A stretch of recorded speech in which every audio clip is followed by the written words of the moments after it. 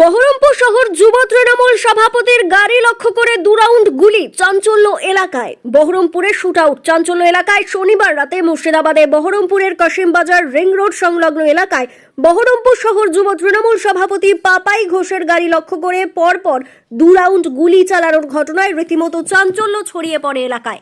জানা গিয়েছে, প্রতিদিনের মতো এদিনও রাতে কাজ সেরে বাড়ি ফিরছিলেন পাপাই ঘোষ। সেই সময় রিং রোড সংলগ্ন এলাকায় দুষ্কৃতীরা তার গাড়ি লক্ষ্য করে পরপর 2 রাউন্ড গুলি ছোড়ে। ঘটনায় বহরমপুর থানার খবর দেওয়া হলে ঘটনাস্থলে পৌঁছয় বহরমপুর থানার পুলিশ। গোটা ঘটনার তদন্ত শুরু করেছে পুলিশ।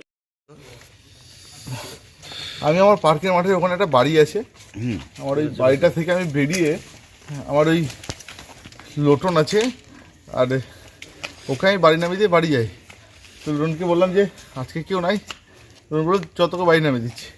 ঠিক বানকপাড়া বাম্পারটা ক্রস করে রোডের মুখটা ঢুকতে যাবো রানিং গাড়িতে, প্রথমে বিভৎস জোরে একটা গাড়ির পিছনে আওয়াজ হয়।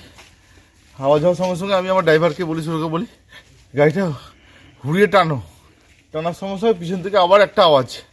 তখন আমরা গাড়ি একদম ফুল স্পিডে বেরিয়ে চলে এলাম।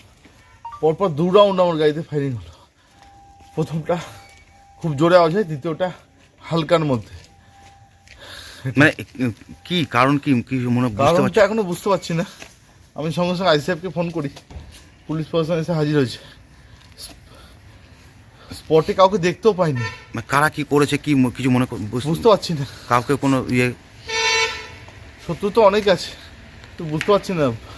রানিং গাড়িতে ডেলি আসে দিক দিয়ে, কিন্তু এরকম হবে এটা কোনোদিন স্বপ্নে ভাবতে পারিনি। এলাকায় আমাদের, আমি সকালবেলা এমনিতেও বাইক নিয়ে এলাকায় ঘুরে বেড়াই, কিন্তু গাড়িতে 4 চাকাতে এরকম হবে রাত্রিবেলায়, এটা ধরছড় বাইরে।